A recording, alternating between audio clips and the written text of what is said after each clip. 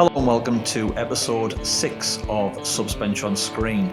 Tonight we're joined by NPL coaches Grae Piddick and Cameron Millar, and they'll talk us through their journey through playing into coaching and the relative success that they've had so far. Enjoy. Well, on the subject of junior football, I think it's probably a good place to start. Where did you start? Start with you, Grae. Which club? Why? Yeah. How old? I started at Redlands, so I played all my junior football at Redlands. Sort of lived not far from the ground and had an older brother who already played there, so I think I was 4 or 5 when I first started, and just carried on there the whole way through. All the way through to... Well, I played seniors at Redlands. One club man for a long time. Yeah, went all the way through. Played seniors there at a young age, like 17. And then I think the following year I went down the road to the rivals, the doggies, for a few years, and then I ended up back at Redlands. So Redlands, my home club. That's your junior club, yeah. What about you, Cam? Is it Albany Creek? Or? So actually started at Pine Hills first couple of years, as a 5 and 6 year old, and then moved to Albany Creek. We got a bit more serious. It must have been around 8 or 9. With a few boys from our team at Pine Hills, and then I was at Albany Creek all the way through, the juniors, and right up until I played senior football, and then Moreton Bay was sort of established not long after that, and moved into there, and then back in Albany Creek, but pretty much mostly at Albany Creek. Were you always a striker? I played as a midfielder mostly as a junior. I sort of was used up front a bit once I got to first team. Probably wasn't as good defensively at that point to play NPL level or BPL level in midfield, but was still effective up front. Doing yourself a disservice there, Cam. You played me in midfield. I was going to say you're preaching to the choir, but sure. Yeah. Okay. That was in a 4-4-2 though, wasn't it? We played 4-4-2? I think we did. I can't remember, maybe. Yeah, you're right. I did play in midfield when you were coaching. Yeah. 18-year-old? Yeah, when I was younger. Yeah. I was young. Yeah. But yeah. Yeah. What about yourself? I was a midfielder as a kid. Predominantly. Sometimes played a little bit up front. Sometimes played a bit at the back as well. And then, sort of when I first played seniors, I was predominantly in midfield, and then a lot of injuries. So ended up at the back, and that's sort of where I ended up for the rest of the time. Occasionally up front as the old school target man. 10 minutes to go. 1-0 down. Sometimes it's funny you say I had a lot of injuries, so I ended up at the back. Just you get a bit slower and regression. Was there anyone who was around playing with you at Redlands when you just come into the seniors? I was a young fella. There wasn't many young guys playing at that time, so I sort of expanded the old. Lots of veteran players at Redlands. I think Eric Thompson was the coach actually that brought me in. I was actually in the youth team, and I was only a little fella, but I had decent technique. And then I grew a bit late, and then he brought me. I think I played 1 game of reserve. Said, "No, you're in the seniors from now on." There was another boy, you probably know him, Lincoln Greaves. So me and him were sort of the young. Teenagers under 18, and the rest were all old fellas. But they did a really good job at looking after us. To be fair, that first year of playing senior football was awesome for me as a 17-year-old playing with older players. The trips to the pub and things like that after the game were great. For me and Lincoln, we were well looked after. When you're not supposed to be there. Exactly. So I think a certain pub was a club sponsor, so it was you guys sit in the corner and don't move and stay out of trouble. Yeah, that's good. So that I think for me, because it was my club that I grew up with, it was fantastic. I loved it. Do you think we miss that now? Yeah, I think you look around now, it's very different. I know when I was coming through, it was first team and the reserve grade. And your reserve grade, there was some younger guys, but it was full of the old club veterans. Yeah. That Club played first team. Yeah.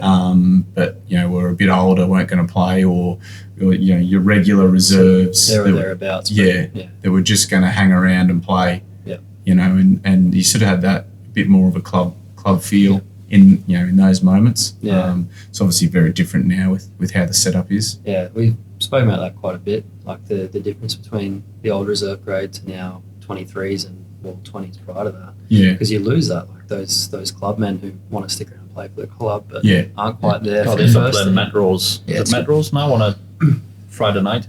Yeah, or legends, or over 35 foot, whatever. But I think because the way we spoke about it is because the young boys coming through, they miss out on that sort of competitiveness as well from the older boys who are willing to give them a kick up the arse if they need it. You definitely got put into line if you did the wrong thing. Yeah. And I think it helps as well. I think we've spoke about this probably before this season started, talking about how loan moves might benefit young lads going and play senior football. I think as well as playing with 28, 29, 30-year-olds in your own team, playing against them. Like, if you're playing against an older fella who's been around the block, he's going to treat you how we treat anyone else. Yeah. You need to get used to that before you play senior football at times. It also forces you to try and find another way to beat them. If someone's going to kick you all day, you need to rise above that, don't you? So maybe. Yeah, it's probably what is missing in that under 23s competition, and I know I coached in it for 2 years, and it's a good standard. Some very good players, very good technical players. I often say to some of our better players in that group, you guys are technically ready to play first team level, but there's other aspects where you're not even close physically, psychologically, socially, even like you talk about. Yeah. The boys walk into the first team room and they're uncomfortable, and it's difficult to put you out there on the pitch if you're uncomfortable in our own sessions around the players, So how you bridge that gap, it's a difficult one. It is real difficult. I know you've kind of got the option now. We'll move into senior football later, but so Morton City Excelsior now have two teams. So there's the option there for some of the better young players that Morton Bay had potentially to get first team experience at QPR level, which is good level. But again, it's just playing against men, so that when they come back from that after 15, 20 games, as a coach, you say, right, you've had a bit of a learning experience there, you'll be better for it. But we're the same sometimes. Our changing rooms are side by side, and if some of the younger lads get called up to training, they'll instinctively go into the other room. I'll pop my head in and say, "What are you doing in here? Just get in there. Yeah. No one's gonna bite." But they're sheepish when they go in. They sit there and they're quiet, and you think, "Christ, you're 18, 19-year-old. Like, just jump in, make the most of it." Yeah. So And you've got those young players, the 17, 18, 19, particularly in certain positions. There's always that, a young attacker bring off the bench for 10 to 15 minutes. They build up their minutes. But if you're a centre midfielder or a centre back, and you want to play, you've got to control the game. Yeah. You've got to dominate, whether you're 17 or whether you're 30. So I think that's a skill and a talent that those younger ones need. It's difficult to do that if you're not playing senior minutes. Yeah. And that's where the loan system probably comes in for those type of players. Go and play regular minutes at a go low and level control, potentially. Yeah, go control and be the game. leader and organise and Yeah. do all that stuff that like you said, you need to do as a centre back. yeah, go and make your mistakes in someone else's team, not mine. Yeah, that's right. But that's what experience is for. Go and make your mistakes, learn from them, and come back stronger. But it's not all just making mistakes, but it's about like the likes of the Morton City, like the QPL team, like those boys need to go to places like Bulimba Memorial Park on a Friday night, and try to get a result and stuff like that. Like that's going to thicken someone's skin up. That's great for him. It really is. Yeah, And a lot of the talk about our club with that team that, there's majority of that team's come through the MBU Academy or have come through Albany Creek and they're getting that opportunity to play. Yeah. And it's been great for them, and they've had some tough. They've had some tough games so far in there. Yeah. Well, so it's great for them. That league in particular, it's all about who turns up on any given day. So to sort of to drill that into younger boys as well, that every single week you need to turn up and be at or near your best to get a result. Yeah, here. absolutely. And that's all that matters. Yeah. Just touching on something a couple of minutes ago we were talking and thought popped into my head. When you got good young players, I'll ask you to, because you're both at clubs where they've got good young players coming through, they've got good production lines. Do you occasionally look at a particular player and a particular position? This is where it came from when you were talking about centre midfield, and think, all right, in a couple of weeks, there's actually a game that probably suits blooding someone. Right. But maybe if it's a young forward, you might not put him in against a Michael McGowan, who you know is going to be, getting across and this and that. But there might be a matchup where you think that might work. I think that's a good opportunity to give this lad a game, because I think we'll dominate the ball. He'll get on it. They're not too physical, the team we're about to play. Does that come into your thinking? Yeah, I think absolutely. It's sort of happening for us at United right now, because we've had so many games in. We've had 4 or 5, whatever it was, in the last 1.5, 2 weeks. So there was, we've got some good teenagers, and so it is looking, well, we'll probably need them to play. Where can we help them? To best match up. Sometimes I've probably got that wrong. Sometimes I might have got it right. But I think when you've got which I think we've got sort of 4 or 5 young guys in and around the first team squad. Some are playing more than others, but you're trying to look up for some matchups, where if they can have some success, because obviously confidence is important. Your players confident, they're going to play better as well. So that's sort of happening for us right now, and that's what we have to do anyway at United. So we're sort of right into that at the moment. Yeah, same thing. Yeah, I think much the same. Looking at the individual and what's going to suit them for their first few games, I think is important. We had a young centre back, Dan Johnson, last year. Very, very good defender. One of the best defenders, out and out defenders I've worked with. Technically not as polished as some of the other younger boys. We threw him in last year towards the end of the year, played against Lions, played in the semi-final against City, 90 minutes, and was outstanding. And he just thrived in that environment where we gave him a task. It was Kai Bolton on the night in the semi-final. Said he doesn't go past you, and he didn't all night. And DJ thrived in that environment. And then look forward, to this year, and we've got another young centre back coming through, Denier, who's going to be a very, very good player. But technically, he's on another level. So we picked a game for him. It was in Kappa Pro Series where we thought we're going to have a lot of possession. He can get on the ball a lot. He can create from centre back. He can get forward and cross from those areas. And game that suits him. Yeah, and exactly that. And it gave him that confidence. So now the next thing for him is the game where he's going to be under more pressure. So when the time's right for him. But absolutely. Yeah. All right, well, first coaching gig, did you start in junior football, or did you go straight to seniors? Did you go as an assistant? Yeah, I had a bit of an interesting way in, because I was injured a lot. So there were times where I had I had a few broken ankles and things like that. So there were long stints of not playing. So I did a bit of junior coaching. Yeah, a lot of that was at Logan Home. Back then, Logan Home they were called. So I did a lot of junior coaching then, because I had a bit of spare time up my sleeve, just with some friends, and then so that sort of, I guess, whet the appetite.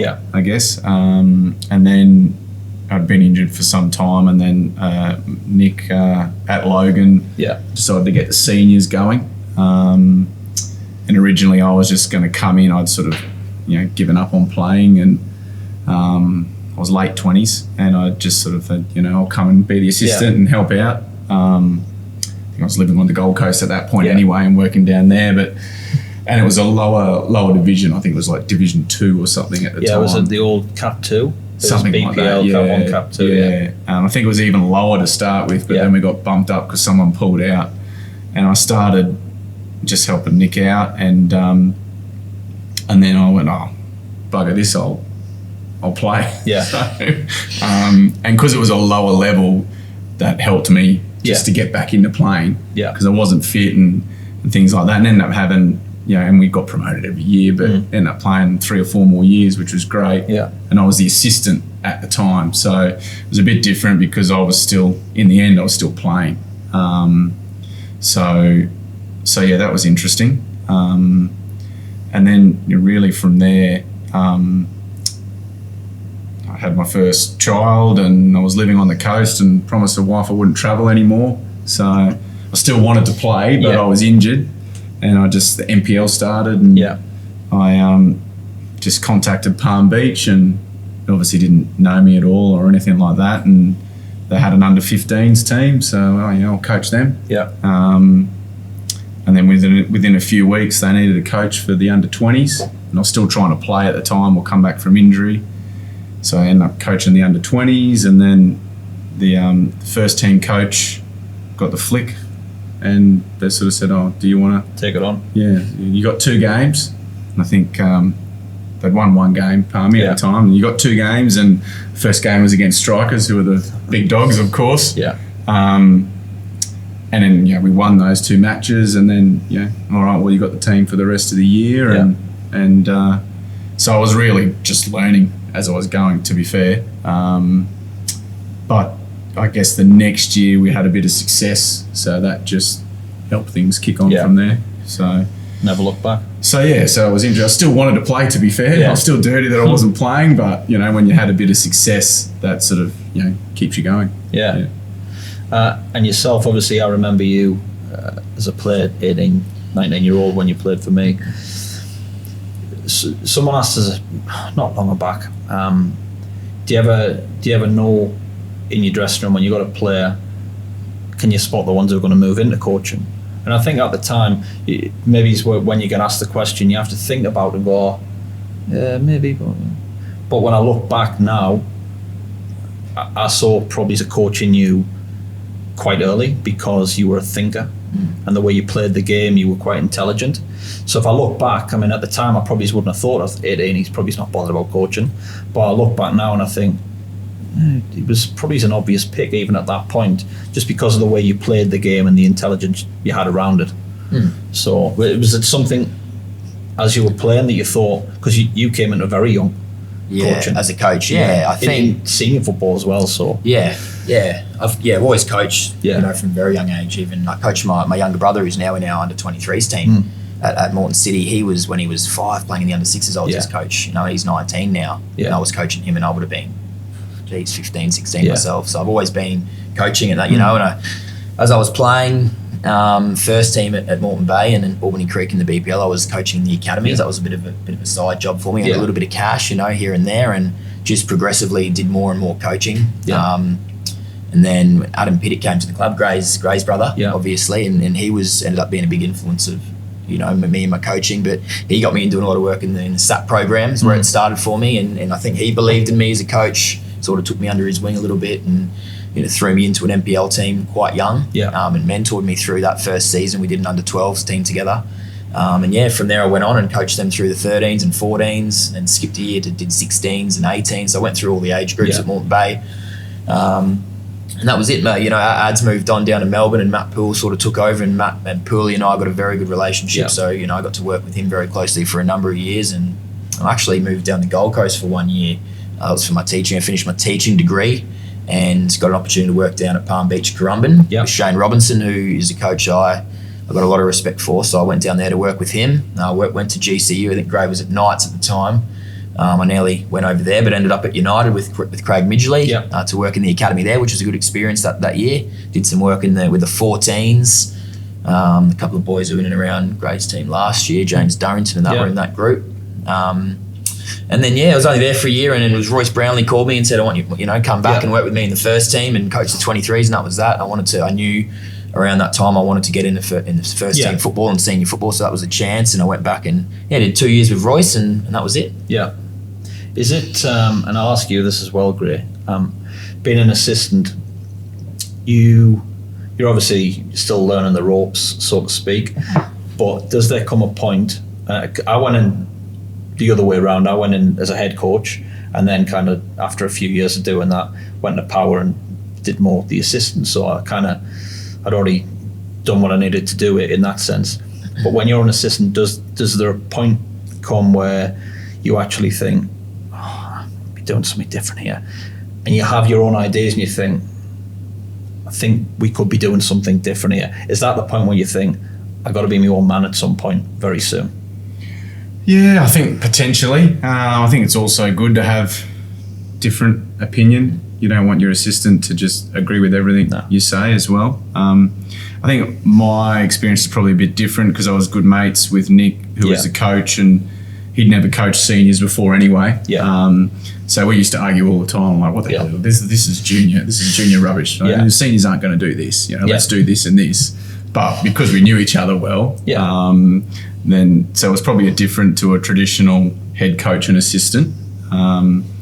But yeah, I think generally speaking, I think most assistants at one stage might want to be a head coach. Yeah. Whether that's at the same club they're coming through or whether that's somewhere else. Yeah.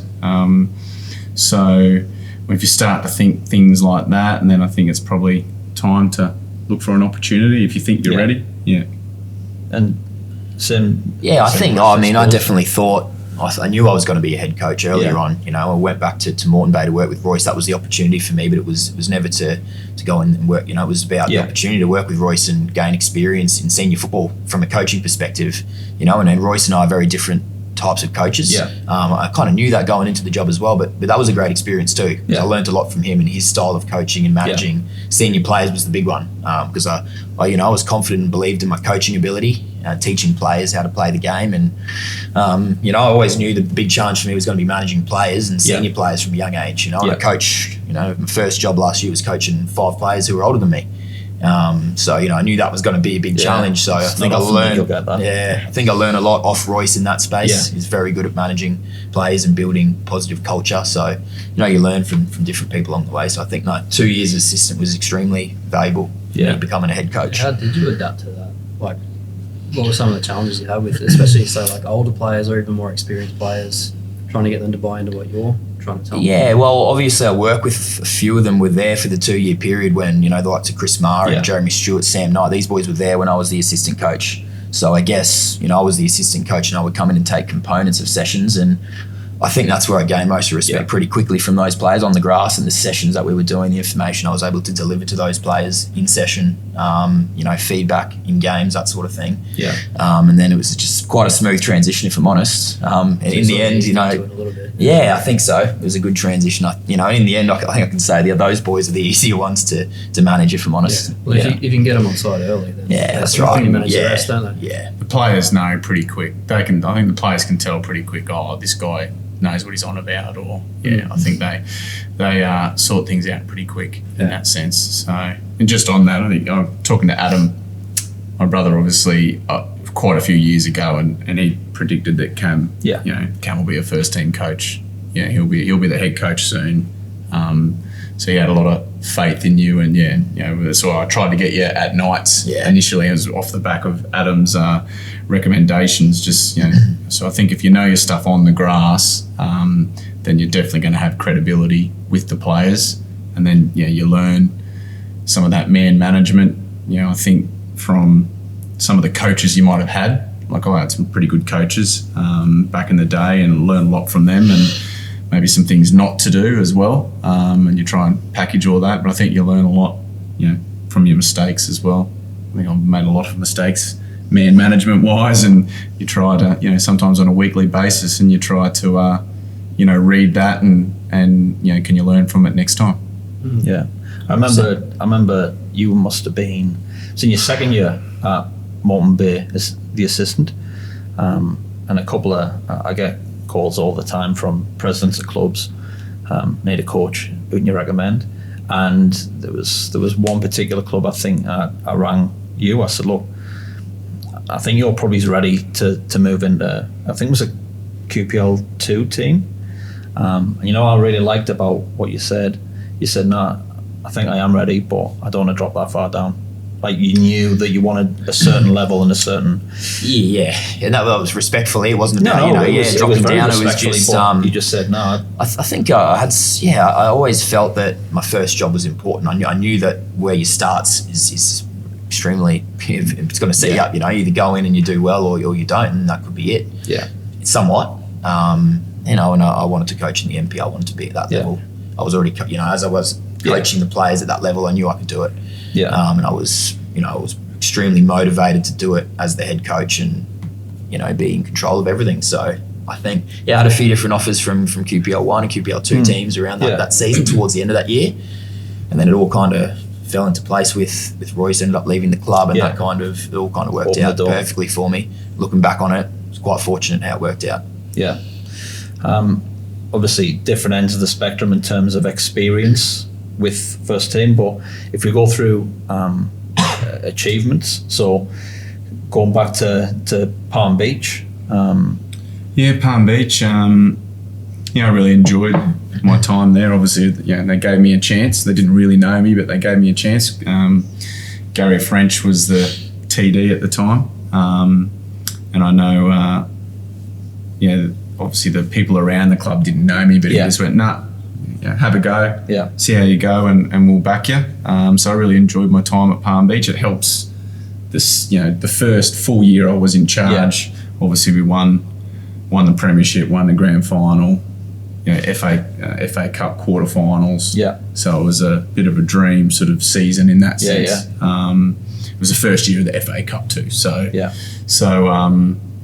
that was obviously very exciting. We had we had quite a good side that year that we built, and then nearly all of them left for Melbourne. So that was the start of the early phase exodus. Because obviously Palm Beach, it's different now, but the wages on offer and things like that were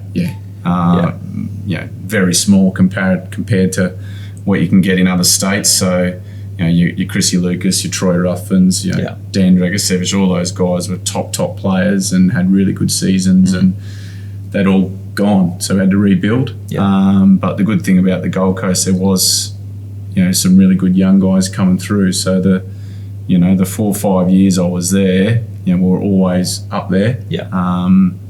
And had to rebuild the team a few times, but made some final series, some more FA Cup. So it was a really enjoyable time there, definitely. So and in the end, it was really just about the club just couldn't manage to stay in that level competition, so they had to sort of step away. Enjoyed that. Obviously at Knights, I did a season just in the local league, which was a challenge. Time for another day, but it was a challenge, more mentally than anything. But obviously the first year in the NPL, winning the grand final was again a highlight. So now United, we're sort of, I think we're on the cusp of it. We did well last year, making the finals for the first time. So which is big for the club, and we're sort of built every year, which is good, and we're a bit more established. So. Really looking forward to what can happen over the rest of this season. But nothing beats winning games and winning trophies. And I've done it a few times. And once you get that taste, you want to do it again. Can't always happen, of course, but that's what you're striving for. And obviously, a lot shorter time span. But your first year, achievement-wise, fantastic. Second top, round of 32. Qualification, grand final. Unlucky in the grand final. Thought you played well. Unbelievable first season, and as Grae says, it just whets the appetite for more. Yeah, exactly right. And we didn't win anything, obviously, is the big thing. So that definitely ignited the flame even more for us. I mean, we were extremely motivated to be successful before, but even more so now because we got so close. But looking back on it, of course, extremely proud of what we achieved last year. And the group of players. It come so far in that 12-month period, and we enjoyed some good times last season for sure. The Cup, and obviously the home semi-final, going to Suncorp for the grand final was an extremely enjoyable ride last year for sure. The NPL select team, so NPL Queensland, took on Victoria away, and used to were named as coaches. What about that experience? It was good fun, really, wasn't it? It was. It's good to coach. Just be around some different players, and some of the ones that you're coaching against week in, week out, but you see them in some training sessions, and see them in a team, and you're watching them from a different angle, a different lens, and to be fair, you realise how good some of those boys really are when you see them close up. So that they were a great bunch of lads. Had a good time. You just get a night out after the game. I think they.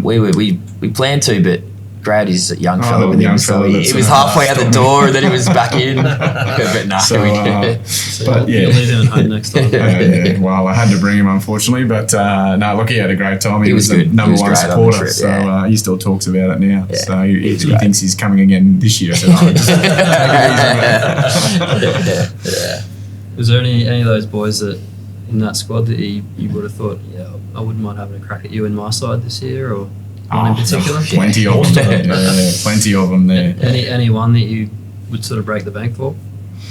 Oh, look, I think a couple of the main ones that I thought really led the team well. I thought Joey Duckworth was outstanding. You know, real leadership qualities. You know, really spoke about the whole Queensland side of things. I thought Pengelly was really good in that sense as well. A couple of the boys like Tyson Martin was, I think, in the game he was excellent. I think he got player of the match off from memory, but he was just fun. Yeah, he was good fun. So I thought those boys were probably the top three in that sense. But I just thought the way that they sort of embraced it and went out. I know Pengelly was a little bit injured, but still, don't take me off, keep me going, and scored a goal, and so I thought they all sort of came together quite well, to be fair. Any one of those, or one different that would slip into that Northern City Excelsior side, mate? Or we couldn't afford those three, to be honest, but I'd love to have all of them. If you'd asked me if I'd pick three to be those three boys, Grae's spot on. And I think you mentioned there the character they showed. Duckworth was impressive in the game. The whole time, the sessions, the camp, the whole time. Pengelly, much the same. Their leadership qualities are, probably haven't seen that side of him. You're playing against him. It's not stuff it's not stuff you notice. I mean, Joe a little bit is captain there, and he stands out in the game. But Andy and Joe, they're good players, obviously, top players, but you don't notice those things about them when you're coaching against them. But having them on your side, realise how much they add to the team. All those extra, I was extremely impressed with both of them. And Tyson's a top player. He's an outstanding talent, and he's a good character too. Very different to those other two. Yeah. He's light in the mood. He was the one with the speaker on his shoulder, and he was. I think singing he was away and dancing in the change room. Unbelievable player he was on the night. He's actually, for me, the most improved player in the last 2 years. I think he's come on. He's been super. So versatile as well. Yeah. Everywhere he goes. Goals. He went from basically being a fullback at Olympic to running the midfield at Gold Coast Knights, didn't he? So and he's been playing centre back recently, and he hasn't looked out of place at all, and he's scored goals. He's scored a lot of goals. He's a player. He's a top player. I mean, I wasn't part of that squad, but I would look at the squad that they had and go, Tyson Martin's probably impressing people in and around the dressing room, I would think. He's done well. Very well. Well, look, Tyson doesn't play for either of you, neither does Joe or Andy, but I'm going to ask you now to pick. I'm not going to ask you to pick a 5-a-side team because I think that's boring and cliche. I'm not going to ask you to pick 11-a-side, 7-a-side, just because it's a bit different. A little bit different. Cam, we'll start with you because we've been starting with Grae all night. Goalkeeper, couple of defenders, couple of midfielders, and then a couple of people in the final third who can make a difference. So is this a 7-a-side team from the NPL or from players I've coached? Players you've coached. Players I've coached. Unless you'd rather do the NPL. Well, I haven't thought about it. I'd rather pick players I've coached. It's my 7-a-side team. Yeah, exactly. I thought you were trying to get out of leaving some players out. No, it's players you've coached. Well, look, I thought it'd be obviously sending the questions through today, and I looked at them. I feel like it's my second year coaching, so all the players I've picked, I'm probably still coaching them, so might ruffle a few feathers, but no, it's okay. I'm happy to do it. So goalkeeper, have to be Nathan Foster. I worked with him with Royce when I was the assistant. He was young. He came out of the Raw at that point, and he went away. He played for Marconi last season in Sydney. And I was fortunate to get him back this year. We lost Lugo, who was excellent for us last year, but Nathan's attitude as a player is top shelf. I love working with him. He's highly motivated and top keeper, so that'll be him. 7-a-side, isn't it? 2 centre backs have to be Declan Smith, without a doubt. Player leader, he's got it all. And Nick Bernardi. I think his longevity alone gets him in that team. He's been playing for Bay and Morton City for 8 seasons now and barely missed a minute. I think he's probably one of the most underrated players going around the league in that period. He's outstanding. Centre midfield, I'd probably have to pick Naoki Maeda, last season, Japanese midfielder. He was, technically, he's probably the best player I've worked with and seen up close. And he was a part of that Queensland team. We certainly didn't see the best of him on that night. He was come back from an injury, and he battled some injuries, and he is this year as well. But he's having another good season at Wolves. It was really disappointing to lose him, but he's an incredible player. Ben Holiday on the left. I think he's one of the most exciting players in the league when he's on. He's had some tough injuries last couple of years. He broke his foot last season. He broke his arm this season, so it's bones, and he missed the semi-final. Missed the semi-final, the grand final. He actually got injured in the final session before we played Heidelberg. So that was a killer for us leading into that home run of finals and everything. But he's back this year, and then getting Sunshine Coast in round 2 actually broke his arm this year. In the 10th minute, I think it was, played 90 minutes, scored a goal, 2 assists in that game with a broken arm, but then we missed him for another month. But he's back again and he's firing. He scored yesterday. He's back to his best. So, I think he's a top young player in the league. What have we got there? Centre-backs, midfielder, wide left. Wide right, I want to pick Sam Knight in there. And probably different reasons to Ben Holiday. Ben Holiday's obviously an attacking threat, very good player. Sam Knight is a good player as well, but probably I'd pick him more for his leadership skills and what he adds to the change room and the culture. He was a big part of our culture last year. And anyone who's played with Sam Knight will know how much he brings to the change room. He's quality. And he's top player, so consistent as well. And, he actually provided a lot for us going forward as a right wing back last year as well. Scored in the semi-final. He provided a lot of assists in key moments. So he has it all. And he's a big game player he's, too. He's a machine. A lot of experience. So he's still with us at the moment, but he's had some time off because he's got a young family. He's had a second child now, so he's, rightly so, prioritising his young family at the moment. But he still trains with us every fortnight. He comes down, drives from the Sunshine Coast. It shows what he's all about. So, he's quality. To have to pick a striker, obviously, be Marquez Walters. Huge talent, huge potential, and we're going to keep pushing him on because I think he's got what it takes to go to the next level for sure. Good team. Decent team. Good team. Pretty good team. Grae, 7 aside. Interesting. It'll be a bit harder, I think, won't it? There's quite a few. Your team might be a little bit older than Cairns. They probably are. We'd probably be years that we played tonight. They're all in the over 35s now.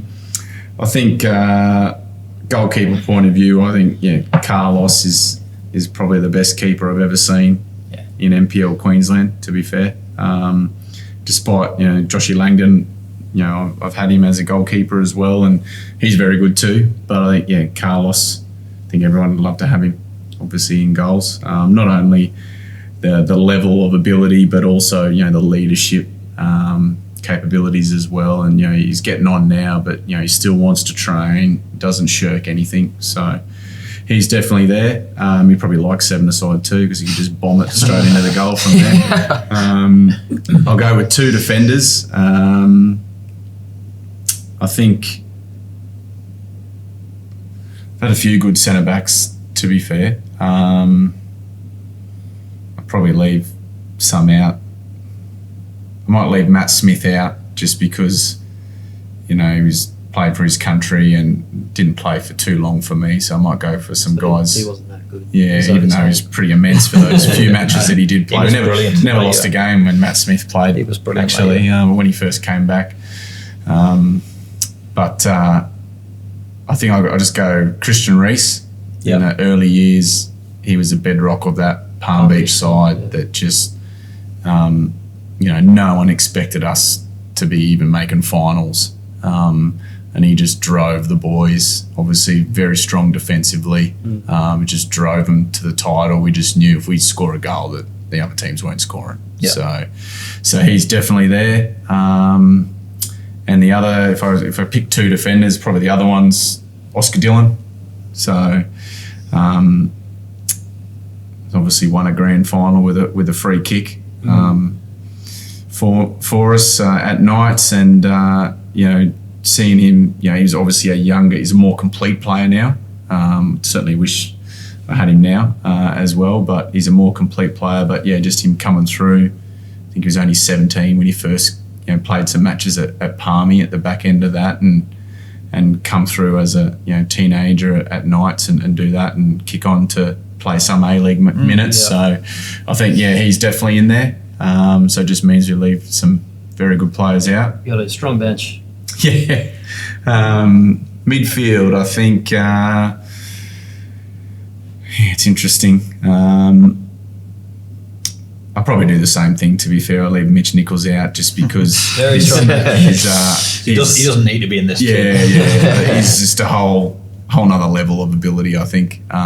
So I think, if we keep it as a sort of almost, even though Reza was an A-League player, I think we'll keep the Australian internationals out of it. Fair. It's fair for us to do. It's giving you a chance here. Yeah, that's good. So, but he was a whole nother level. Yeah, just on a whole nother level, particularly when he first came back from the A-League. But I'd go Justin Mackay.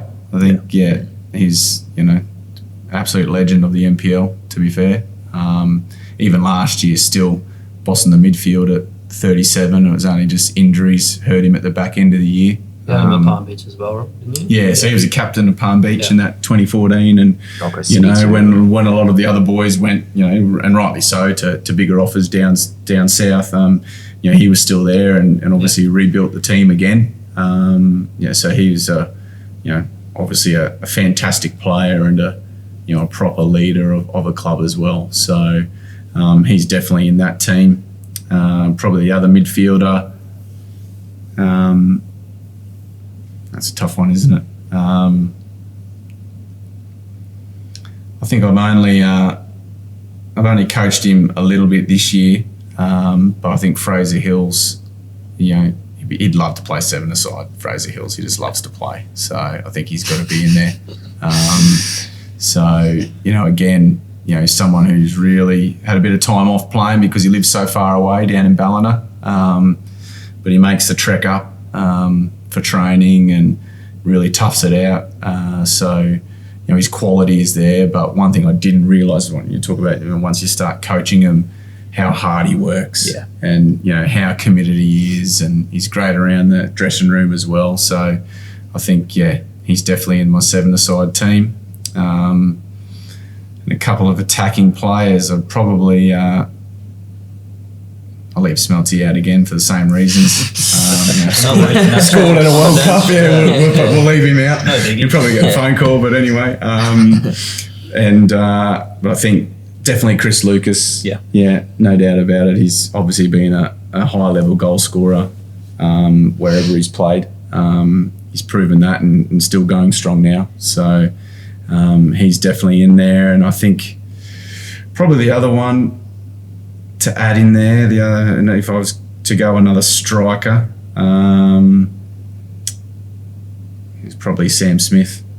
Yeah, I think when he first come from the UK, before he had a few injuries too, he was an absolute beast. Yeah, teams couldn't get near him. So, and another great guy. I think he was a captain of the Knights team that when we won the grand final, but playing out of position at times because of the players we had, and no questions asked, just did it. So I think that's makes a cracking 7-a-side team. Yeah, two good teams. It's not a bad team. Yeah. That's good. Not a bad bench. Coaches. So any coaches where when the game's coming up, you're looking at the dugout going, might have me work cut out here. Like they're pretty switched on. This is going to be a tactical battle, and some teams you turn up and you just know this is how they're going to play. But then every now and then you come up against someone you think, if we do this, they've got little manoeuvres. They're going to change and tinker.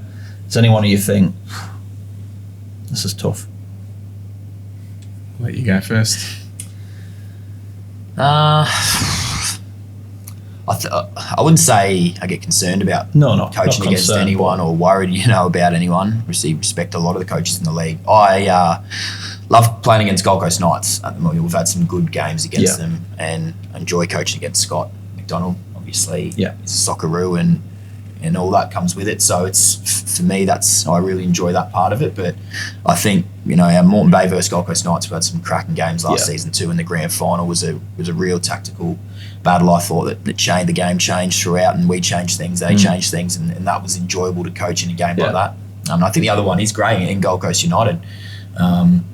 We're about to play each other 4 times in a couple of weeks across 3 different competitions. So preparing for that. But a few different formation changes. I think if you just to keep it interesting. Yeah, if you ask me that question today, I have to say Grae because we're about to play him 4 times. So who knows what could happen. But the 2 Gold Coast teams for sure. Yeah. And 2 coaches of Grae, obviously with a lot of experience and I have a lot of respect for Grae.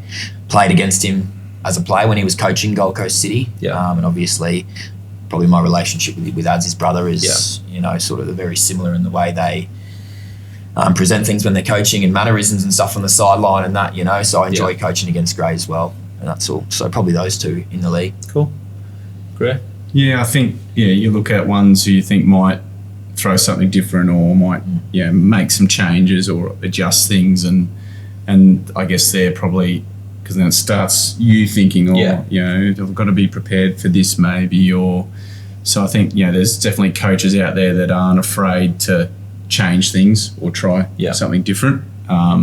So I think they're the ones that you need to make sure that you're on board, and also I think the ones that that they're analysing you properly. I know when we play Moreton Bay, we're going to be analysed. These are our strengths, these are our weaknesses. So you've got to be thinking, how can we, cover for that? So definitely Cam is one. He likes to play, some different options, definitely. So that's something you need to be aware of, I think. I always, you always knew when you were playing, someone like Matt Chandler, it would be a bit different. That he, particularly when he was at Redlands, throw some different things at you. Dozzy's the same. He's not afraid. Like we play them again shortly. I only played them the other week, so already I'm thinking, well, he might throw something different. So we've got to be ready for that. I think, so that's always something in the back of your mind. Yeah. Obviously, Knights are a top team. We threw something a little bit different at them on the weekend, and then they threw something different back later in the game. So the ones that are prepared to change things, I think Philpa's done the same, particularly since he's come back into power.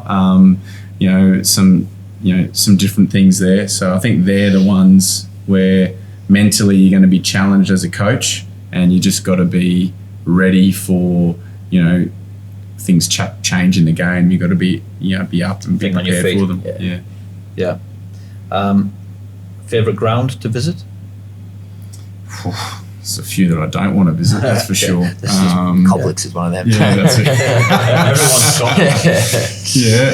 Everyone's got Favorite ground to visit. That's a tough one. Look, I might pass on to you. I might have to think about that for a bit longer. Yeah, it's a tough one, isn't it? 'Cause you don't really love going anywhere to play, do you, really? Yeah. There's obviously games you go there and you fancy yourself winning. It's probably a question about the ground, isn't it? And the facilities and everything. The ground, just the whole experience. I think it probably... I think it has to be Lions, I think, just for the professionalism of the club there, You go like the change rooms are state-of-the-art new ones. Yeah. It's a good experience for the players being in there. The pitch is always quality. Carpet. It's a proper football club there, isn't it? And I enjoy coaching there because the sports bar's right above the away bench. We always get a few dads up there knocking on the windows, and it's a good laugh with their beers up there. And so I think it's got a few different things there. I do enjoy going there. It's obviously a tough place to go and win. I haven't won there, but be the plan when we go there later this year for sure. Yeah, I think based on that as well, I think although it's always been tough to go there, I think Olympics similar, where you go there and they always have a decent crowd, and because you're in the benches now on the same side as the crowd, there's a bit of atmosphere there, so they definitely get stuck into you from that point of view. So that's one of the ones, and it's a decent pitch to play on as well. So I think that's a good atmosphere. I think City's similar in that sense as well. So some of those grounds where there's probably a bit of history too. They're some of the ones that definitely City have got that. Yeah, you don't mind going there as long as you walk away happy. Yeah. Yeah. Fair enough. Finish it up then, boys. Best 3 on a night out. I think Fraser Hills, no doubt. I knew that was coming. Yeah, he's definitely, that's why he's in the 7-a-side team as well. Fraser Hills is definitely good on a night out. Someone previously still playing but not coaching him this year, Riley Thompson King. Yeah, always good fun. He's definitely good value. And probably someone who was all, Oscar Dillon's pretty funny too. Yeah, Oscar Dillon's pretty funny. Yeah. Funny. To your tag is if you can tag his brother in there as well and add a fourth, but yeah, get the two of them together and it's a bit of fun. Yeah. Over to you. I was thinking about this today. I was thinking back to when I was playing more so than the younger boys we've got now. We've got a few loose ones in the group now, I think. But Alex Janowski was great when he was the captain of that. When he's run as captain, he was quality. He was organising everything. The end of season trips and the nights out, and he was great because he would always smoke bomb. He was known for just disappearing, and he would organise it. He would organise a massive night, be a part of it. He'd be the life of the party, and he'd be gone. Yeah. And then that happened every time, so that was quality. Leave him wanting more. He was good. He sort of thrived on that. He knew it was going to, he turned into a bit of an act for him, but that was good fun. Turned into a bit of a joke. I ended up going, I was at his wedding actually a few years back, and he made a joke about smoke bomb at his own wedding for the football boys there. So, no, that was good. Eddie Cocker. You remember Eddie from, I met Eddie. I've known Eddie forever. He's a friend of mine, but he was a reserves player. This is going back to Albany Creek days. But he was awesome. He would organise some great trips and parties and all that sort of thing. He's a sponsor of the club now, and he's still a friend of mine, but he's always good value. And I have to say, Matt Zappa. So he's one of my best mates now, but he was in the team that won the double in Ads' team, 2015. And I remember we're out. I wasn't in that team, but I was around the club at that point. I was playing at Albany Creek, but we were out. I was out with those boys after the grand final. And he didn't take his medal off for a couple of days, and he was out for a few days on end. And he was great. He's anyone who knows Zappa you can probably hear him if you watch the YouTube games. He's on the deck at every game. He sponsors. That's Glass. His company's on his shirt now, but he's great fun still. So he's quality. Cool. Can't finish on that. I have to bring up a pre-season game several years ago, Gold Coast City, in the semi-final, or the third and fourth place playoff for the Silver Boot. Oh, Holland Park. Yeah. It pops up once a year in January or February. Yeah. The memories pop up.